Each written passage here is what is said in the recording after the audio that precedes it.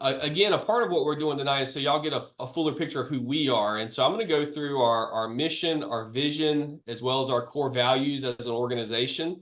And we want to do that just because as ambassadors, when someone signs up for this, essentially they're our mouthpiece within our community. And so we want to make sure that you guys, as you hear who we are, that you align with who we are. And we always tell any prospective volunteer that we want to make sure we're a good fit for you and you're a good fit for us. And so there will be some other steps after this that you guys can take if you definitely want to follow through with being an ambassador. But see this as more of an informational meeting that you get to find out just all that, what that encompasses. So our mission for our clients, so we have a client-facing mission and a donor-facing mission. And our client-facing mission is to offer women confidential, compassionate care. Everything that we do here is through the lenses of the gospel. And one of the key components that our clients care about when they come to our center is that the services that they're going to receive is confidential. The services that they're going to receive is compassionate. And we want to always care for every woman that walks through our door. We don't do this in the form of protest. We don't do this in the form of just caring about the life of the baby. We care about, we always say there's like a saying in the pro-life world of love them both. And I always say love all of them just because with every pregnancy, you're going to have an unborn baby, you're going to have a mother, and then if the father of the baby is involved, we're gonna see him too. And so we want our clients to know that we care about them and that we're serving them with compassion. And not every one of our clients chooses life, sadly, but it doesn't mean that we still are not there for those women to support them even after an abortion. And so we'll go through our services in just a minute, but our client-facing mission is offering women confidential, compassionate care. And then our donor-facing mission is to offer women Christian compassionate care. Our donors care about the fact that we are Christian, and so do we. We prioritize that. We do not hide that. When our clients come in, everything that we do is permission-based. And so our desire is to share the gospel with every client. And if they allow, that's what we do. If they do not allow, then we respect that. But we do want to, and look, our belief here as a center is that Christians have a unique position in our society to be truth tellers, but to also lead with compassion. And so that's what we're going to do when we serve our clients. And so that's our donor-facing mission. And then our vision is that abortion would become unthinkable. And Amy, it was interesting that you were talking about the political season we're in, and we all know this, but everything is politically charged nowadays. I mean, down to if you wore a mask or you didn't, if you whatever grocery store you go to, it might signify what political affiliation you might have. It's crazy, kind of the polarization that our world has found itself in. But when it says abortion will become unthinkable, our view here is that everything that we do is through the lenses of the gospel. And unthinkable is it doesn't say illegal. And the reason it doesn't is because Roland Warren describes it like this. Roland is a CareNet CEO, and that's one of our national affiliates. He says it like this: in the pro-life world, you have advocacy and you have care. Those are two different, I guess, areas of pro-life work. The advocacy side of pro-life work is like Alliance Defending Freedom, which is a wonderful organization, North Carolina Right to Life, or North Carolina Values Coalition. Those three organizations, they work in legislators and state legislators, especially for those two North Carolina organizations. And then the ADF, they work more on the federal state level. They do both of those. But that's more in the legal side, political side. What we do here is we're on the care end of it, as Roland would describe it. And what that means is that we're essentially boots on the ground serving women who come into our center. And so we always say it ultimately, it doesn't matter what legislators do. That would just mean we're going to tool what we're doing in order to meet the needs of women who are having unplanned pregnancies and so or seeking abortions. And so abortion will become unthinkable. Our hope is that through the gospel impacting lives, it would impact families, which then would create a culture of life. And so that's what we're going for when we say that our vision is that abortion will become unthinkable. Now, Is that attainable? That's up to God. But as Christians, that's the lenses and the worldview in which we operate. So you've heard our mission, you've heard our vision. I want to go through our 4 core values. They're pretty easy, and we make them that way just because we care about this. So these 4 core values, this is what drives everything we do here at YCRC. So the first one is that we're going to steward well, meaning that we're going to manage all of our time, all of our talent, and all our treasures. That sounds really Baptist, but it is what it is. God has allowed in our sphere of influence in worship to Christ for the advancement of his kingdom and for the good of our client, both mother, father, baby, and student. And so we expect that all of our ambassadors, being volunteers that are a mouthpiece for us, is that you guys would embody the core value of stewardship with your time, with your talent, and with your treasure. So that's one of our core values. The second one is balance. So we always want to balance work and family. We care about both of those. We believe God's called us to both of those. And so that defined is that we'll always prioritize family and never neglect the needs of our spouse and children. We'll do this at work by creating an environment that is welcoming to all of our staff family members. And we recognize that our leading in our ministry will only be as effective as the health of our family relationships. And then we also recognize that God has called us to both our families and our work, and that he's in both of those. And so one thing that we value here is our family, our spouse and our children. And you can see that even in our introductions. Just a minute ago, Tiffany's kids were up on the screen talking to us. Like, we care about those things because we know that God, see, it's sinful if we prioritize work over family, but it's equally sinful if we prioritize family over what God called us to do. And so we want to balance both of those in a way that's healthy. And so that's one of our core values. This third core value is excellence. So all of our services, tasks, experiences, and center awareness, which is ambassadorship, will be unto the Lord and not men. Our aim is to be the highest quality pregnancy support in Eastern North Carolina, and we will be known by our clients and donors for our attention to detail and our excellence of service and brand. When we have people think about YCRC, we want them to think how excellent that it is. And so that's our third core value. And then our last core value is this, humility that leads to service. So humility. So how we define this is that humility looks to the needs of others and gives time and effort to help. Humility serves. We'll look to Jesus as our greatest example of this, and he came to serve and not be served. We'll do the same for our clients, mother, father, baby, and student, always pointing them in our service through humility to the gospel. And this is my favorite one-liner for this core value, is that serving is a gift, it's not a position. And so you'll find that when you come into the center and you see what we do, every aspect of what we do is to serve our client, to point them to the gospel.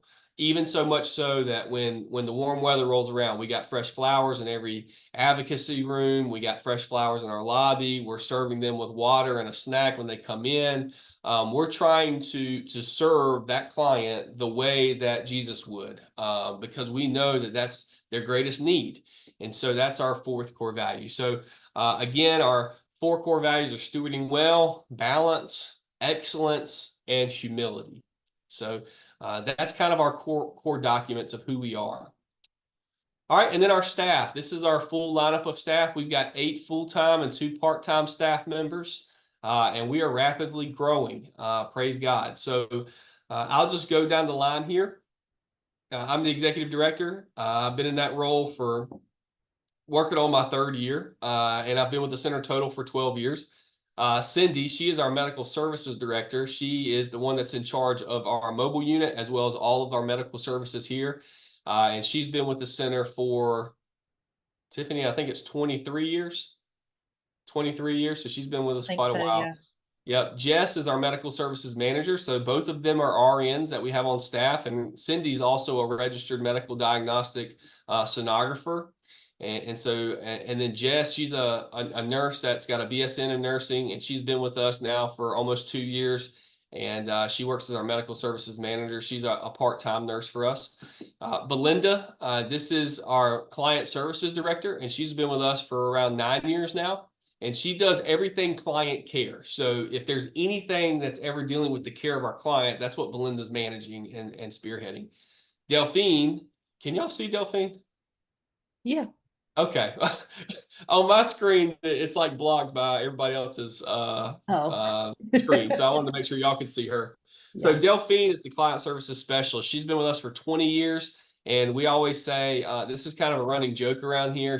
I used to call her the matriarch, and she told me that that was offensive because it made her sound old.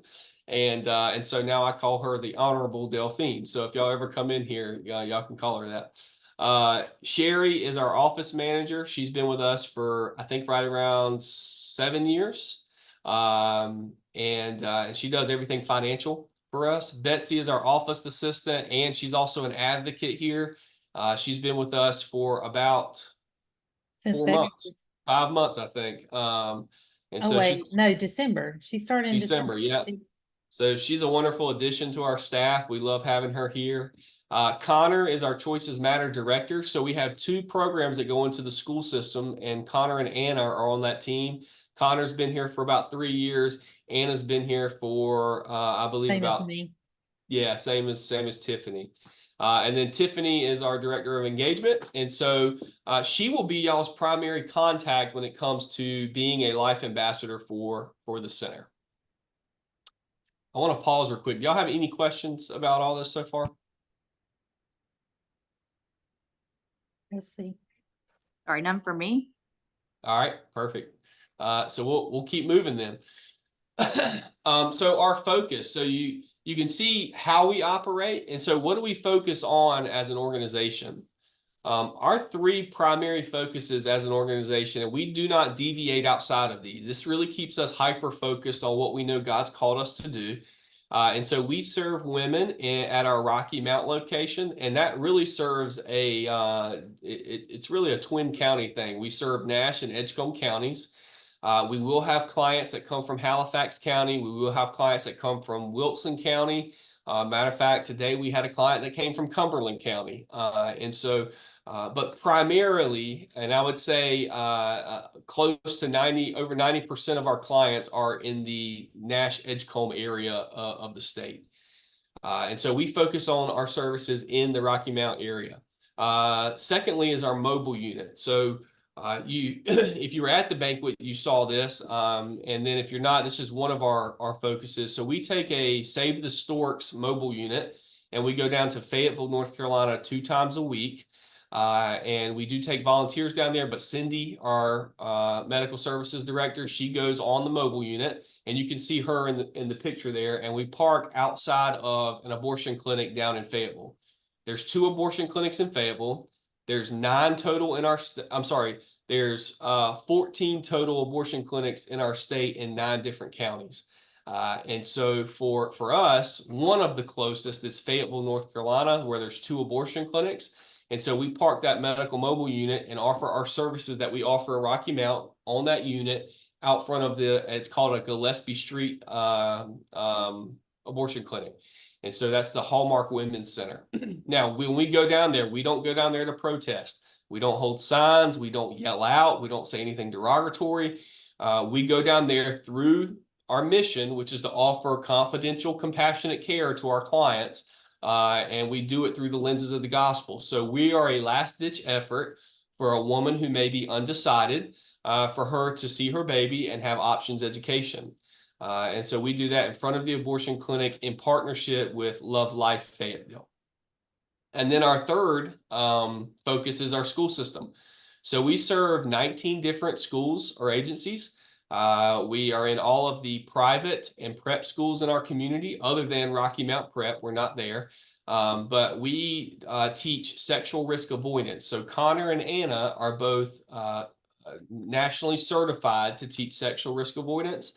And so they do that full time in our school system to all 7th and 9th grade students in our school system. So it's pretty remarkable that we get to be in a public school, and that's a way that we get to serve our students and do it well. And everything that they teach is peer reviewed and research based. And so it's really impactful to be able to help students with the decisions that they're making when it comes to their bodies. And so we're able to do that through that program. It's called Choices Matter.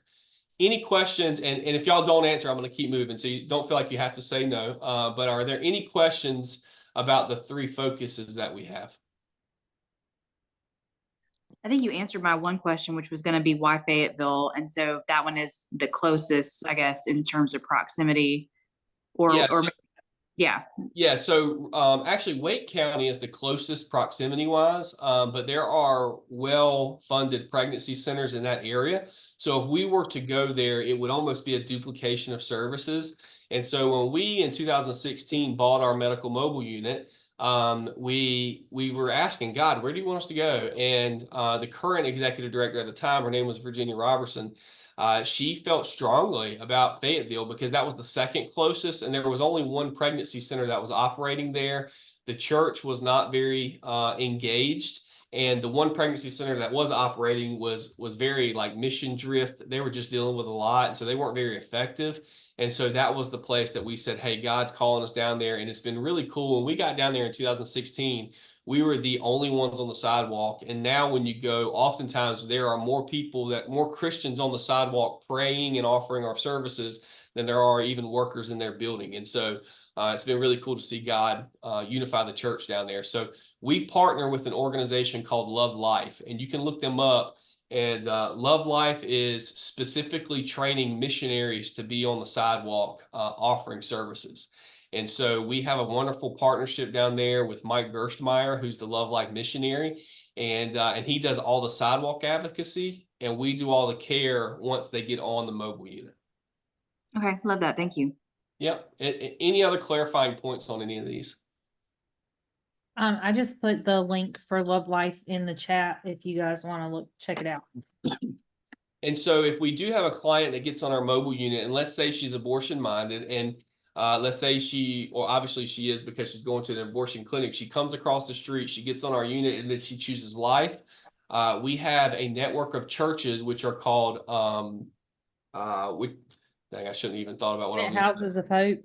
Houses of Hope. Oh, no, it's Houses of Refuge is what they're called. Yeah. And so those churches down there actually will take these women in to support them. And we've had already wonderful testimonies of churches that are supporting women who are choosing life for their children in many ways, like childcare and helping while they're at the hospital, different things that the woman would need. And so it's a really cool partnership to see those churches come alongside of women down there. So check them out. They're a wonderful organization. Any other questions? All right, we're going to keep moving. So our services. So what do we actually offer at YCRC? You know, back in the day, people thought, well, all they do is give out baby items. But we're so much more diverse in our services than that. So when a woman gets pregnant in our state, she has to, it's informed consent is what it's called, and she has to obviously have a verification of pregnancy. She has to have options education, and then she needs to check the viability of the pregnancy. And so we can offer all those things here. So we offer pregnancy tests. We do limited ultrasounds. So these are not diagnostic ultrasounds, but these are, again, checking viability and then how far along she is. And then we have options education where we sit down with a woman, and again, it's all permission based. But what we do for her is we walk her through all of her options, because I think in the political world and all the polarization of abortion, people think that women are either very determined to have an abortion or women are very against having an abortion. But there's a ton of women that are kind of in that in between of she's unsure. She finds herself in an unplanned pregnancy. She doesn't have a lot of support, so she doesn't know if she can do this. And for many of our clients, they come in and they say, hey, abortion morally, I believe, is not the right option, but I think that's my only option because of XYZ. And so what we do is we're able to partner her with a woman from the church. So we have what's called what we call volunteer advocates. And this is a client advocate. We train them. It's a pretty extensive training. This is under Belinda's area with client services. And so when she comes in, she meets with that volunteer advocate, and this is her personal advocate for the entirety of her time as a client here. And so while she has that advocate, they will go through something called options education, where that advocate walks her through factual information on parenting, factual information on adoption, and our primary, our only adoption referral agency is Christian Adoption Services. Matter of fact, Amy, you were talking about Lifeline. We had a meeting with Lifeline about 6 months ago, and so they're exploring now North Carolina. I know they have a North Carolina office now. And And so we do options education with parenting, adoption, and then we walk through abortion information with the client. And so we give her a truthful view of abortion, where we go through factual information, and our nurses participate with that as well. And so we do options education. Now, we do limited STI testing only for abortion-minded women as well for students. And so we do options education, limited STI testing as well. So once the client chooses life for her child, then what we will do is we will connect her to our HOPE program, which is the third bullet point, our HOPE classes. And that's on something called Bright Course. So what they do then is once they choose to parent, they can take classes that are going to educate her and the father, if he chooses to be a productive and healthy parent. Now, when they take these classes, they're then able to earn points through that system, and then they're able to shop in our baby boutique. And so we have a wonderful boutique here that is stocked full of new and gently used items, and they can get everything that they're going to need for the first year of that baby's life. And so they can shop there until the baby's 2, but as far as the primary things that are in that boutique, it's going to meet every single material need that that mother has for that baby's first year. And so I always say this, there is no other pregnancy support in our community that will partner with a woman for the entirety of her pregnancy, a year after she has given birth, and do all of these services for free. And so we have a wonderful niche in it, in the ability to be able to serve that woman. Another thing that we offer is abortion pill reversal. And so we are very close now. We're about probably a month out from becoming an abortion pill reversal providing center, meaning that we are in the abortion pill reversal network. And Tiffany, if you could include in the chat the APR link so that they can find out more information about APR. So APR, it's a wonderful thing. It's got a 68% effective rate, where if the woman takes the first abortion pill within 72 hours of taking that first pill, and obviously the time that goes in between the first pill and when they take the APR protocol is going to determine the effectiveness of that. But on average, we see about 68% of women, if they go through the APR protocol after she's taken the first pill, they can actually reverse the outcome of that taking the first abortion pill, and in 68% of the time save the baby's life.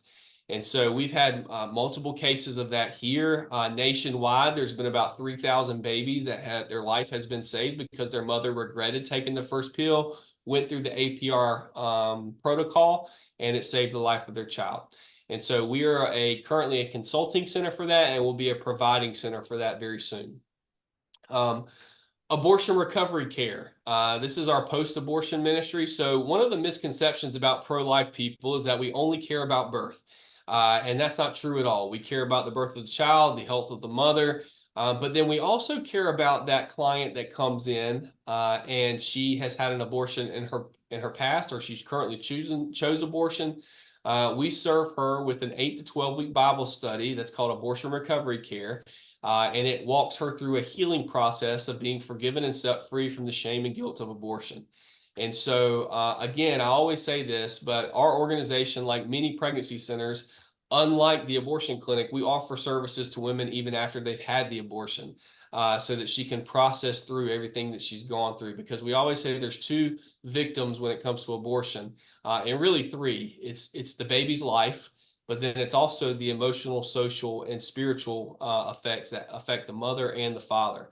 And so we offer ARC or abortion recovery care to those clients that need that. And then finally, the sexual risk avoidance classes in our local schools. So any questions about any of these services that we offer? I had a question just about general prenatal care. So is that, am I understanding correctly that these services are not intended to replace like standard prenatal care?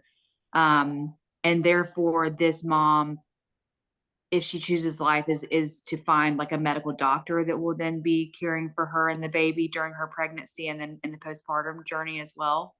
Correct. And so what we do is we serve as, we'll make a medical referral to, like, for example, a local client, Nash OB. And our medical director, Dr. Dennis Van Zant, He is the senior OB at Nash OB right now. And so they will get their prenatal care there, and then we will serve them in the way of the material and educational support once they choose life. Okay, thank you. Then that was my next question, was about how do you coordinate the care between the two, but that answers that question. Yep, yep. And we, so again, a part of that advocate's role is after that initial visit, they're doing follow-up calls with this woman as well as follow-up appointments to ensure that she's getting the care that she needs. Again, the pipeline to Nash OB or wherever she's locally needing someone to provide. Sure, love it.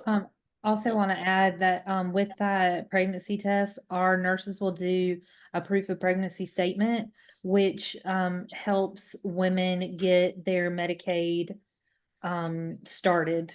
So that also helps, like, as far as affording medical care, we can help them get that started as well.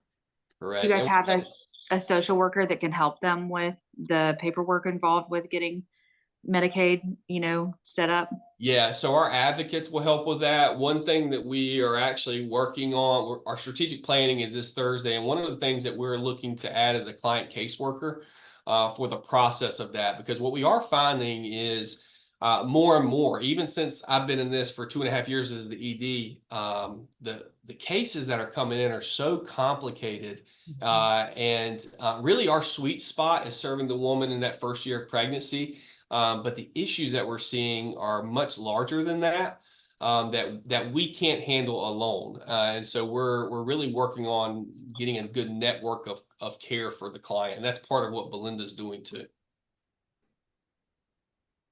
Thank you. Yeah, good question. Any other questions? All right, we're gonna keep rolling. All right, so a little bit of history of what a life, or how we've gotten to become to have life ambassadors as a volunteer role here. So when we first started, our center began in 1987. The board was established. The board began praying and fundraising for 2 years. And then in 1989, we opened the doors as the Rocky Mount Pregnancy Center. And Tiffany, if you'll include in the chat a link to the kind of the how we became your choice from the Rocky Mount Pregnancy Center, the history video that we have. I believe it's on our website as well as on our YouTube, but she'll include that link. And so when we first started, it was solely the church that was supporting YCRC. And then about 2.5 years ago, we really started to see this need to have community members also involved in the liaison role of the center. And church liaison, even in its name, it signifies someone that curries information from our organization to the church. But then what we were finding is that information was getting to the pastor, and then the pastor was choosing whether or not to disseminate the information down to the congregation. But it was also leaving out social networking sites or social media sites, as well as just our community in general. We had business owners who were really excited about what we were doing, but they didn't really have an avenue of how to advocate for people to get involved here. And so we made this transition to life ambassadors. And so what is a life ambassador? A life ambassador is someone who takes their sphere of influence, and I always say this, whether you are a stay-at-home mom or you are an executive, you have people in your sphere of influence. And so one thing that we encourage our ambassadors to do is to connect those people to this ministry. So again, you're the mouthpiece, and the difference between liaison and ambassador, liaison curries information, and ambassador is a representative of the center. And so our life ambassadors, there are 3 categories, which we're going to go through, which is church, community, and collective. And so again, a life ambassador is someone who is a representative for the center in their sphere of influence. All right, so let's go through the 3 different categories. So I'm going to work through church, community, and collective. So again, we went from church liaison to now a church life ambassador. So their roles didn't change, but let me explain what that looks like. So I think, Jan, I think this would be the role that you're going to play in your church. And Amy, what church do you go to? Are you attending a church, Amy?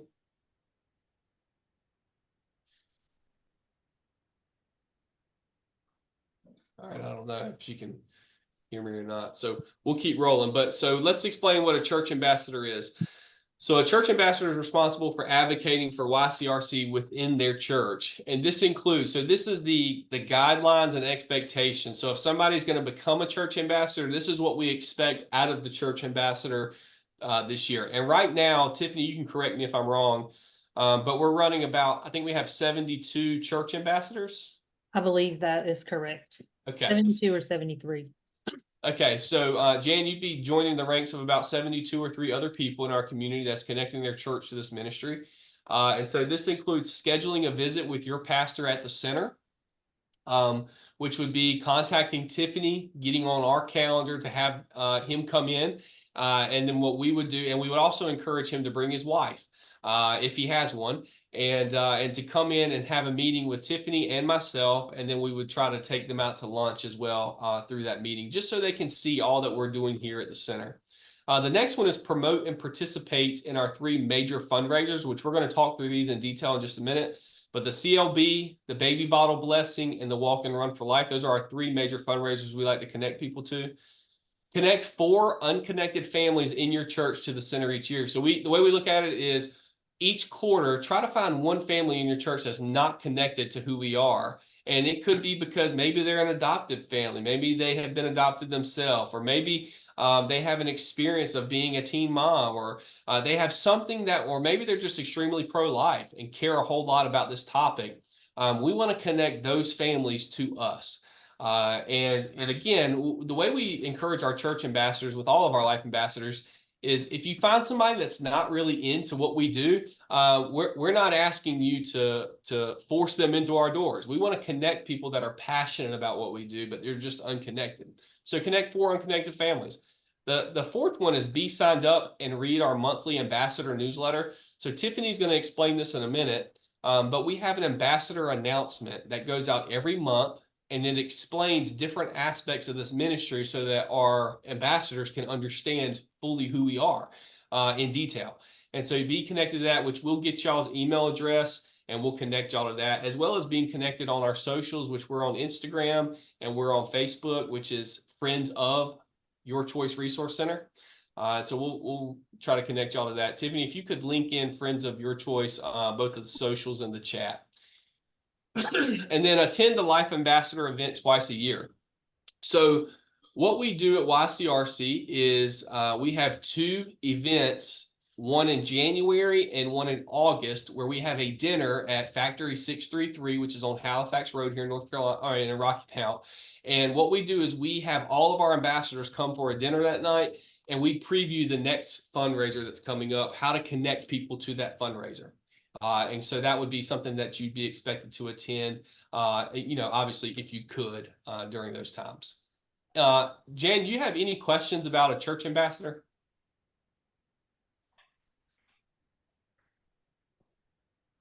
Okay. Or Amy, do you have any questions about this role? Nope. Okay, perfect. So I did follow you guys on Facebook, but you said that you'll do the email address to send out the newsletter. yeah, Yes. so if you Okay. guys could, before we're done tonight, if you could just include, which actually, Tiffany, I have you their got emails. right? Yeah. Yeah. So we'll include you on that ambassador announcement, as well as our Okay. newsletter that we send out once a month. Okay, perfect. Yep. So that's our church ambassador. The community ambassador is really, we started the community ambassador because we were finding that churches were well connected, but you had people within those churches that wanted to connect people outside of their church, maybe in a mom's group that they were in, or maybe a business that they were a part of. We had business owners who wanted to be advocates for what we did, and we really didn't have any guidelines for that. And so we started something called the community ambassador. And so they're responsible for advocating for YCRC within their community or sphere of influence. And so here are the guidelines for that: to promote and participate in our 3 major fundraisers, which is the CLB, the Baby Bottle Blessing, and the Walk for Life, Run for Life. And the second one is fill a table with prospective partners at our Celebrate Life banquet. So our CLB, we sell out 100 tables, and we've done that for the last 2 years. And so one of the roles of the community ambassador is to buy a table and then get either 6 other couples or 7 other people to come to that table that are not connected with us, and try to connect them to the center. And that's one of our best avenues for that to happen. The third one is bring 4 unconnected family members to tour the center and have lunch or coffee with a center representative, just like we're talking about with the church ambassador. And then the fourth one is be signed up and read our monthly ambassador newsletter and connected on our socials. And then the fifth one is to attend the Life Ambassador event twice a year. And again, that's those 2 dinners that we have in January and August that are highlighting the CLB and the Walk Run for Life. So I think currently we have, how many community ambassadors do we have, Tiffany? This was brand new last year, so. I believe we have 2, 3, I think we have like 6. 6 7? community, 6 yeah, or there you go, 7. 6 or 7 community ambassadors, and it's been really cool. Those community ambassadors are pretty aggressive about getting people to connect with us, and they've just been wonderful with connecting unconnected businesses and families. So that's been a pretty cool deal. Any questions about the community ambassador? I don't have any, thank you. Sure. All right. And I'm sorry, you may have said this before. What are the 2 Life Ambassador events? Is that like Celebrate Life Banquet is one of them? No, so yeah, that's a great question. So we have the 3 major fundraisers, which is the CLB, the Baby Bottle Blessing, and then the Walk Run for Life. The 2 Life Ambassador events, we have 2 nights that one of them we do in January, and that is to prepare our ambassadors to promote the banquet. And then the other one is done in August, and it's to prepare our ambassadors to promote the Walk Run for Life. And you'll see why that's important in just a minute when we go through those events. But what we do is I don't know if you're familiar with Factory 633. It's the event venue on Halifax Road. So the owner of that is a dear friend of ours, and his family, him and his wife, they own that. They allow us to have those events at their venue for free. And so we go do that. We serve dinner to all of our ambassadors, and we just have a wonderful night of promoting those things. Awesome. Yep. All right. And then the last one is we added what's called a collective ambassador. So you can see the alliteration of the 3 C's. But the collective ambassador is responsible for advocating for YCRC on social media. Right now we have unofficially, well, I don't know, Tiffany, how many do we have? I know we have 2 that are like.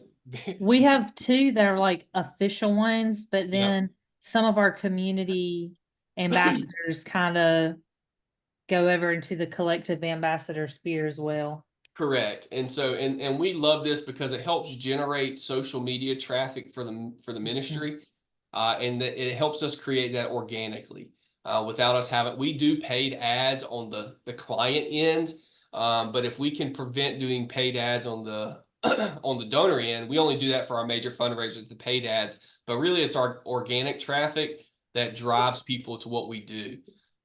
So the collective ambassador, the role of that person would be to invite pro-life friends to like and follow YCRC. So we always say this, go on our socials, and especially like on Facebook, for example, and invite all of your friends. That helps us generate followers on there, which then helps us promote what we do. Pro-life friends. Yeah, your pro-life friends. Yeah, we don't want to get a debate with all your non-pro-life friends. So yeah, your pro-life friends only, if that's helpful. The second thing is to like, comment, and share 2 posts per week if you become a collective ambassador. And again, that helps generate some organic content or like, comments, and shares. And that just helps us, again, with generating people to see our content. I'll tell you a story of this. I was eating at Chew and Chat, which is a little hole-in-the-wall restaurant here in Rocky Mount. I had a business owner who was not connected with us. And he said, man, I've seen y'all stuff on social media. Y'all are killing it with what you're doing. He said, I want to come by and see what y'all do, and I want to start giving. And even in the last year, that person's jumped on board with donating about $3,000 to the ministry. And so it's pretty cool to see the church being engaged by our collective ambassadors. And then that's also generating help here when it comes to financial support. And so the next one for a collective ambassador is to make a post inviting and endorsing each of our fundraisers. And so if you're going to be there already, it's helpful for us if you get on socials and help us out with that. And then the fourth one is to attend the Life Ambassador events twice a year. And so as a recap, we have the church, community, and the collective ambassadors. Any questions, y'all, about ambassadorship so far? I don't think I have any. Okay. Yep. And one thing I would say is we tell all of our ambassadors, look, these are guidelines, these and expectations, but we don't hold a fire to your foot in order to do these things. We just lay these out because this is our hope, and that we have some ambassadors, they do all of these really well, and then some ambassadors, they do some of these really well. And so whatever your capacity would be in being an ambassador, that's what we're thankful for. All right, so what are our major fundraisers? I'm gonna go through these pretty quick so you guys can see this. Our Celebrate Life Banquet, that's the first one. The goal of this event, and Amy, you were at this one, and Jan, hopefully if you haven't attended one, you'll be able to attend one soon. But the Celebrate Life Banquet happens on every third Thursday in February. This is a one-time event each year, and we sell 100 tables at Inglewood Baptist Church, and we fit about 100 people in this event, and it is packed out. And it's very 800 impactful. people, 100 What did I tables, say? 800 people. You said 100 people. Yeah, 800 people. So 100 tables times 8. And so anyways, we had this event, and it's a really fun event. It's the most people that we get together in one event all year long, and it's a lot of fun. This year we raised about $202,000 at this event. Wow. Yeah, the goal for it was 170. And so we're just so thankful for the community support that comes at that event. So here's a few pictures of that.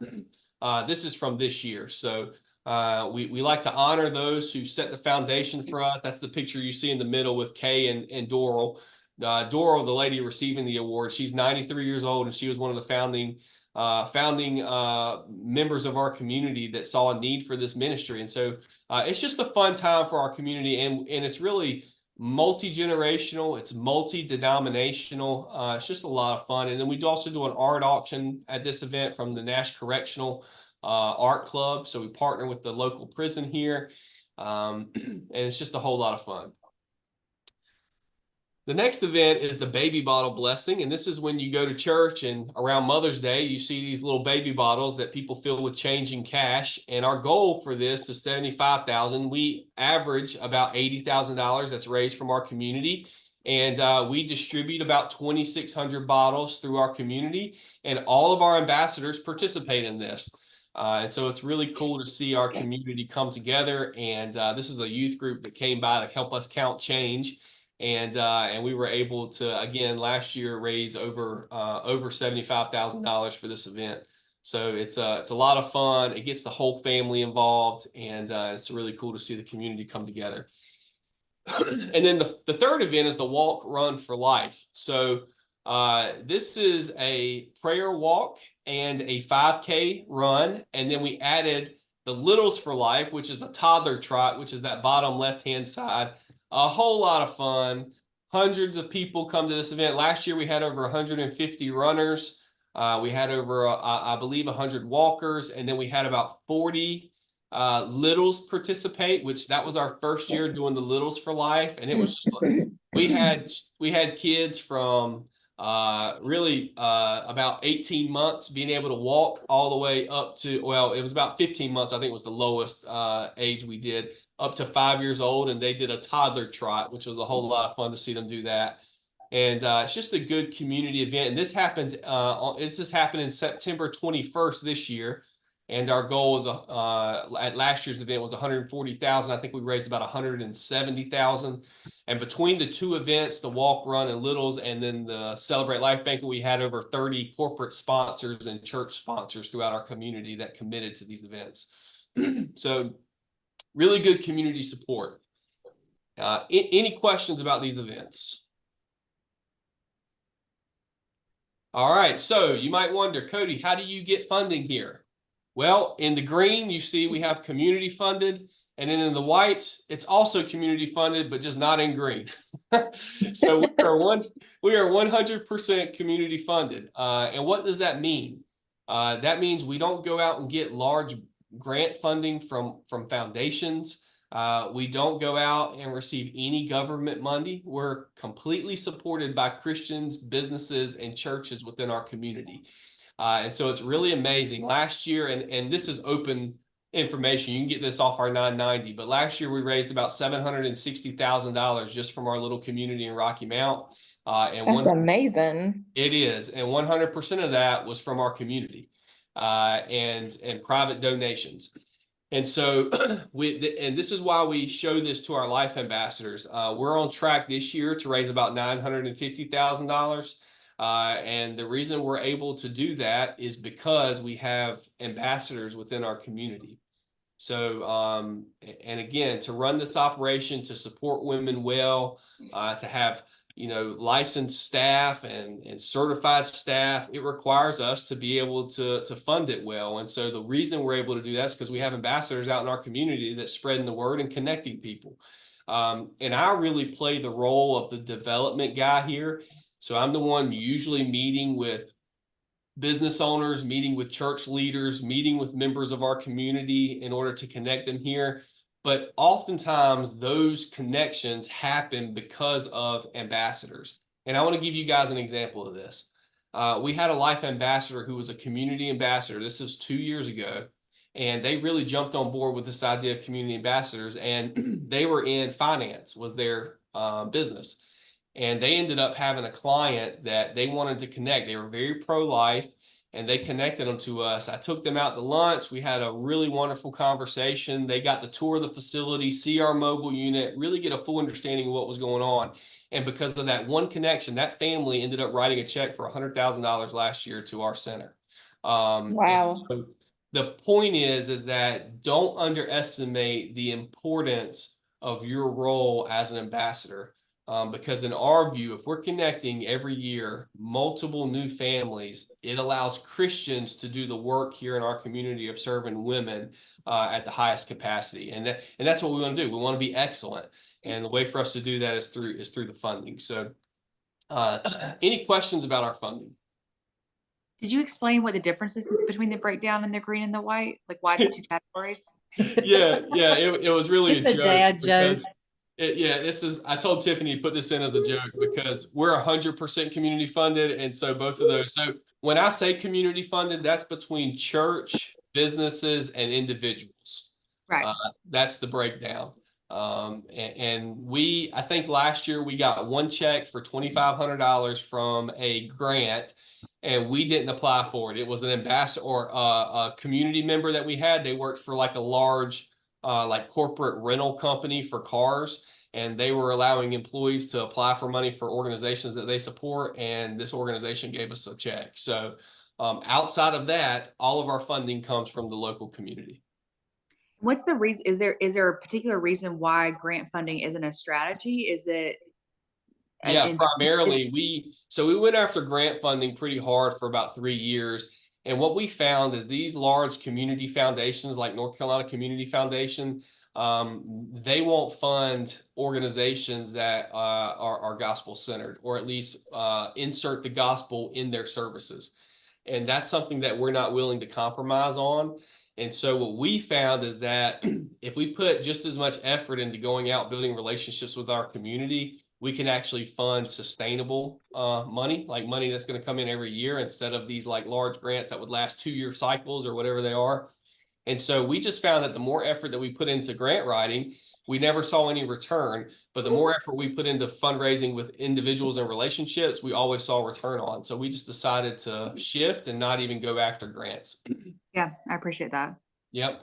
And our board, just so you guys know our philosophy on ministry, 2 years ago, our board, because we have a state government that's very generous to pregnancy centers, and we have an organization that we are affiliates with called LifeLink Carolina, and that allows us to tap into government money that our state government provides for pregnancy centers. But our board about 2 years ago voted no to any government money to be 100% community funded, and so that's something we pride ourselves on. And I'll say this, even like Representative Alan Chesser, he's a friend of ours and he loves what we do. And he asked us if we would be willing to apply for a special appropriation up to $500,000. And our board decided not to do that. And for very good reason. We just believe that oftentimes when organizations get connected to the government, even with good intentions, can A, become dependent on that, and then B, once you're taking money from somebody, some like the government, you become beholden to them. And so we don't want to be an organization that has that. So we want to make sure that we can always be who we are and true to who we are with our funding. I have a lot of That's respect for great. that. Yes, same. Yeah, well, I appreciate that, and so far God has blown our minds and has provided above and beyond everything that we've ever needed. So, and we have a board member. His name's Jim. He's an older fella, and he always says when we do our budget cycles, he goes, "Guys, remember, God's going to give us everything that we need, and that's how we operate." And Absolutely. so we're very thankful. Any other questions about our funding? Last question for me was, you had mentioned the 990 earlier. And then is that available on the website, or is that something I could email about if I wanted to view like Yeah, an so once you audited financial statement or the 990 or annual report or anything like that? Sure. So we come out with our annual report in July, and we send that to our life partners. We don't provide that just for everybody. Those are the stakeholders, and so that's who we provide them to. And then the 990, which is coming out in July, and that'll be the first one we've done in about 3 years. Before I came in, we weren't doing those, and so we're starting those. And then the 990, if you just search online, the Pregnancy Care Center of Rocky Mount 990, you'll be able to access that. We don't have that on our website, but you can find that really easy. Thank you. Good question. All right, we're going to keep moving. So Tiffany's going to take over from here, and she's going to talk about the ambassador announcement and then talk about y'all's next steps. Yeah, so the ambassador announcement is a monthly email that is specific to our life ambassadors. So we send out a monthly email at the beginning of every month for all of our life partners, and that's just our life partner newsletter. But this one is specific to our life ambassadors. It includes a success story, so it'll tell you like a client success story, so you can just see how things are going. Then it will also include like monthly stats as far as like babies saved, Bibles given out, that kind of thing. But then it also includes an ambassador action step. So it gives you something to do each month, where it might be, we include, if you're a collective one, we have social media posts that we provide for you if you feel like you want to post them. If you're a community member, we give you like an action step for that. Or if you're a church ambassador, we say like maybe speak to 2 people this week or something like that. But it gives you an actionable step that you can do. Again, we're not like, if you don't do it, you can't be an ambassador, but it's just something we do just to kind of help you stay connected. And then the most important part of this email to me is the spotlight on a ministry area. When I came into this role and we transferred from liaisons over to ambassadors, one of the ladies was like, I really don't know what y'all do. I've never heard of, or I've heard of Choices Matter, but what exactly is that? So in order for you to be an ambassador and really own our information and tell others about it, you really have to understand what we do.